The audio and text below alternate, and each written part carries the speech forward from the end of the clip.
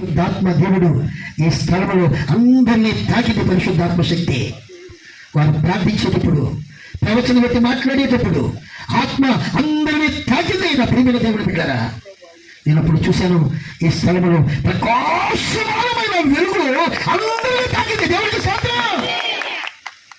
దేవుడు రానున్న దినాల్లో నిజంగా గారు చెప్పినట్లుగా ప్రార్థించే గుంపులను దేవుడు లేపబోతున్నాడు. ప్రార్థించే గుంపులను దేవుడు లేపబోతున్నాడు. ప్రతి సంఘములో, ఏ సంఘములో ప్రార్థన అనేటువంటి శక్తి ఉంటుందో అనేకమైన కార్యాలు మనము చూడగలము. దేవాది దేవుడు చేయగలడు.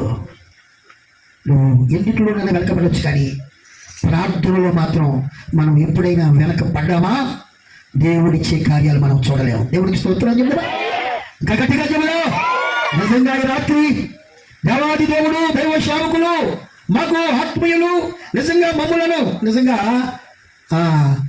ప్రతి నెలలో లేక ప్రతి వారములో మమ్మలను ఆర్థికంగాను ఆత్మీయముగాను మమ్మలను బలపరుచుచున్నటువంటి దైవ సేవకులు యేసరత్నయ్య గారు ఈ దినాన్ని మంచి సేవకులను మన మధ్యకు తీసుకొని వచ్చారు.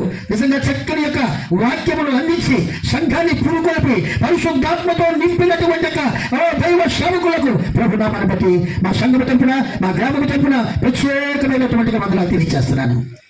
అలాగే మాకు అత్యంతమైనటువంటి ప్రియులు చాలా మంది ఉన్నారు. నిజంగా తీసుకెళ్ళా కాదు, మన మీద ఉన్నటువంటి